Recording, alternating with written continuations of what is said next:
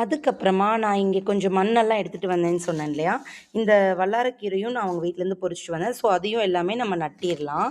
So பாருங்கள், இது வந்து உரம் மண் அவங்கக்கிட்ட கேட்டு நான் வாங்கிட்டு வந்தேன். ஸோ இதையும் போட்டு நம்ம எப்படி செடி நட்டிடலான்னு பார்த்துடலாம். அவங்க வந்து தோட்டம் வச்சுருக்காங்க. ஸோ வந்துட்டு எனக்கு கொஞ்சம் மண் வேணும் உரத்தோட அப்படின்னு கேட்டபோது எனக்கு இதை கொடுத்து விட்டாங்க. ஸோ இது வந்து நல்லா மக்கின உரம் இது.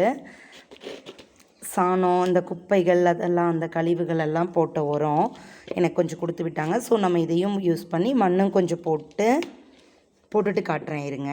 இதில் நல்லா நம்ம கொஞ்சம் மண், மறுபடியும் அதுக்கு மேலே இந்த மாதிரி கொஞ்சம் உரம். இப்போ இதை வந்து நம்ம நட்டிடலாம். இதை வந்து நம்ம நட்டியாச்சு. அதுக்கப்புறம் நான் வந்து அரிசி களைஞ்ச தண்ணி கொஞ்சம் எடுத்திருக்கேன். ஸோ அதை கொஞ்சம் ஊற்றி விட்டுடலாம். நான் வந்து ஒரே செடியில் வந்து இதெல்லாம் வேண்டாம். இப்போ இந்த செடிக்கு இதெல்லாம் வேண்டாம். தண்ணி ஊற்றியாச்சு. ஒரே செடியில் 2 வச்சுருக்கேன். உயிர் பிடிச்சி